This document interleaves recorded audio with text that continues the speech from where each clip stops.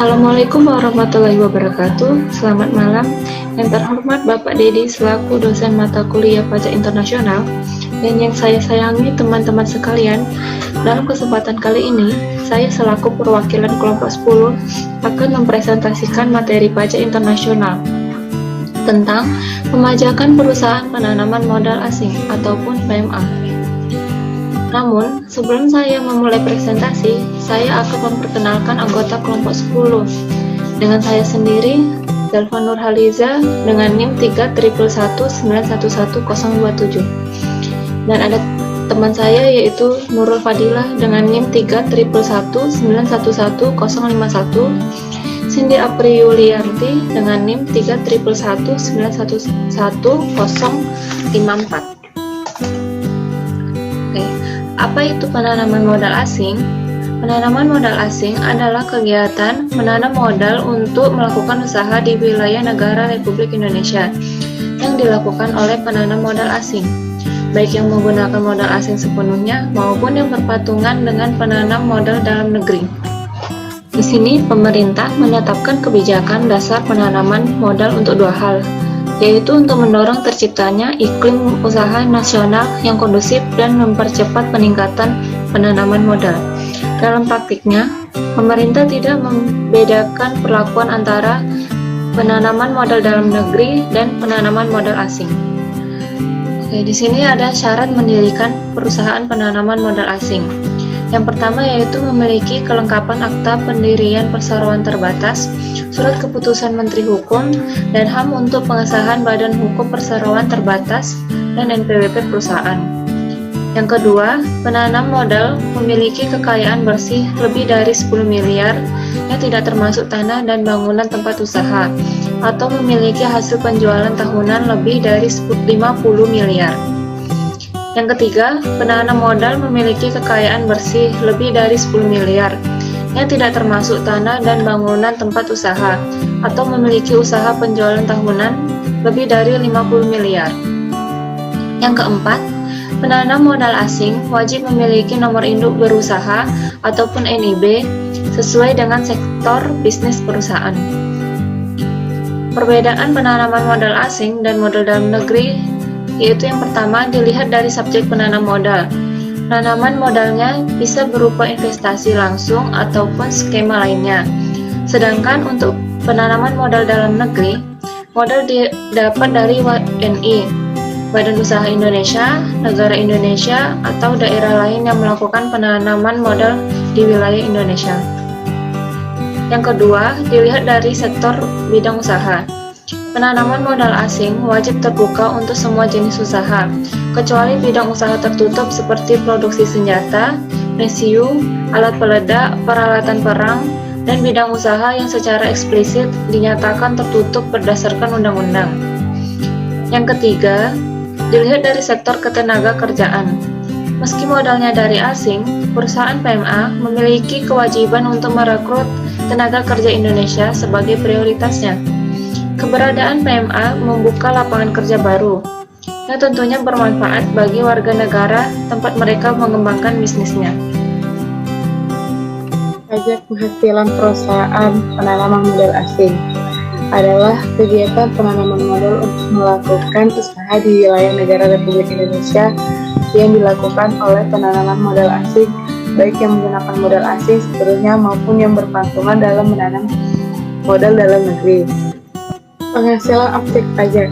Penghasilan objek pajak adalah bahwa setiap tambahan kemampuan ekonomi yang diterima dan diperoleh wajib pajak, baik yang berasal dari Indonesia maupun dari luar Indonesia, yang dapat dipakai untuk konsumsi atau untuk menambah kekayaan wajib pajak yang bersangkutan dengan nama dalam bentuk apapun. Objek PPh badan antara lain sebagai berikut: A. Laba usaha. B. Sewa dan penghasilan lain.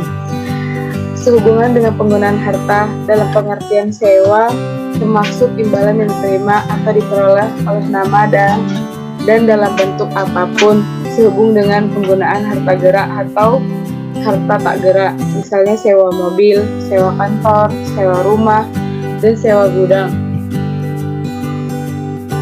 C. Royalti atau imbalan atas penggunaan. penggunaan hak. Beberapa pengertian royalti adalah: 1. Penggunaan atau hak menggunakan hak cipta di bidang kesastraan, kesenian, atau karya ilmiah.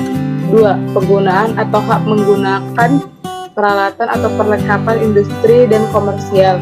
3. Pemberian pengetahuan atau informasi di bidang ilmiah, teknik, industri, dan komersial. 4. Pemberian bantuan tambahan atau perlengkapan sehubungan dengan penggunaan atau hak pengguna hak-hak tersebut. 5. Penggunaan atau hak menggunakan film, gambar hidup, feature film, atau pita video untuk siaran televisi atau pita suara untuk siaran radio. Yang keenam, pelepasan seluruhnya atau sebagian hak yang berkenaan dengan penggunaan atau pemberian hak kekayaan intelektual atau industrial atau hak lainnya sebagaimana tersebut atas keuntungan karena penjualan. D. Keuntungan karena penjualan atau karena pengalihan. Ada beberapa yang termasuk dalam keuntungan pengalihan harta, yaitu 1. Keuntungan karena pengalihan harta kepada perorangan, persekutuan, dan badan lainnya. 2. Keuntungan karena pengalihan harta kepada pemegang saham. 3. Keuntungan karena edukasi, penggabungan, pelaburan, pemekaran, atau pemecahan. 4. Keuntungan karena pengalihan harta berupa hibah, bantuan, atau sumbangan, kecuali yang diberikan kepada keluarga, saudara, atau garis keturunan lurus, satu derajat, dan badan keagamaan. Menghitung pajak PMA atau penanaman modal asing. Yang pertama, fasilitas pengurangan penghasilan neto diberikan selama 6 tahun terhitung sejak tahun dimulainya produksi komersial, yaitu setiap tahunnya sebesar 5% dari jumlah investasi berupa perolehan aktiva tetap berwujud, termasuk tanah untuk kegiatan utama usaha. Fasilitas ini sifatnya mengurangi penghasilan neto atau dalam hal mendapat keuntungan usaha atau menambah kerugian fiskal. Contohnya, PT ABC melakukan penanaman modal sebesar 100 miliar berupa pembelian aktiva tetap berupa tanah, bangunan, dan masjid. Terhadap PT ABC dapat diberikan fasilitas pengurangan penghasilan neto sebesar 5% dikali 100 miliar sama dengan 5 miliar setiap tahunnya selama 6 tahun, yang dimulai sejak tahun pemberian fasilitas. Yang kedua, tarif pajak penghasilan sebesar 10% atau tarif yang lebih rendah sesuai perjanjian penghindaran pajak berganda atas dividen yang dibayarkan kepada wajib pajak luar negeri selain bentuk usaha tetap di Indonesia. Contohnya, investor dari negara X memperoleh dividen dari wajib pajak badan dalam negeri dan telah ditetapkan memperoleh fasilitas berdasarkan peraturan pemerintah ini.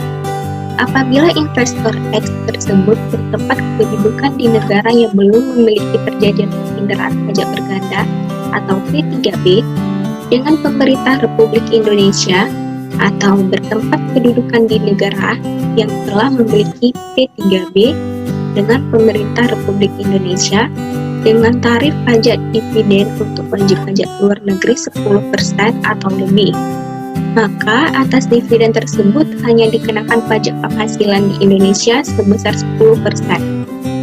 Namun apabila investor X tersebut bertempat kedudukan di suatu negara yang telah memiliki P3B dengan pemerintah Republik Indonesia dengan tarif pajak dividen lebih rendah dari 10%, maka atas dividen tersebut dikenakan pajak penghasilan di Indonesia sesuai dengan tarif yang diatur dalam P3B tersebut. Baiklah, demikian hasil presentasi dari kelompok 10. Apabila terdapat kesalahan, mohon dimaafkan. Akhir kata saya ucapkan, wassalamualaikum warahmatullahi wabarakatuh.